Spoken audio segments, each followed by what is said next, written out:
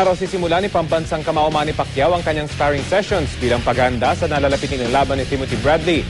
Ikinatuwa naman daw ni Pacman ang pagkakapili sa kanya bilang ika-4 sa top 10 most influential athletes ng Forbes magazine ngayong 2012. Mula sa Baguio City, may ulat on the spot si Mark Zambrano. Mark? Rafi, nakatakda na nga magsimula ngayong araw ang sparring session ng ating pambansang kamao na si Manny Pacquiao. Mahigit isang linggo na rito sa City of Pines ang pambansang kamao na si Manny Pacquiao. Habang tumatagal, unti-unting nanunumbalik ang bilis at takas na kinatatakutan sa mundo ng boxing. Ayos naman. Sa awa ng Panginoon at okay naman yung training natin. Yung condition bumabalik na. Mamayang hapon, nakatakdang magsimula ang sparring session si Pacquiao kasama ang Russian welterweight champion na si Ruslan Provodnikov.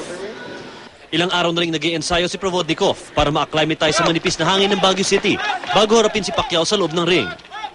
Si Pacquiao naman, hindi pa rin maawat sa pagdagdag ng ilang rounds sa bawat bahagi ng gym training. Kaya naman si Coach Freddy Roach, tila masaya sa nakikita sa alaga. He's on fire. He's really doing well. I mean, his intensity is really good. His power is really right there, and his speed's getting better and better every day. I'm really happy where he's at right now.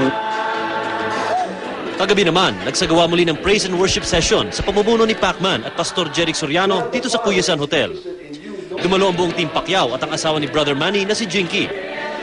Kapansin-pansin ang emosyonal na pagdarasal ng mag-asawa at hindi na nga napigilan ni Jinky ang maluha sa kalagitnaan ng mga awitin.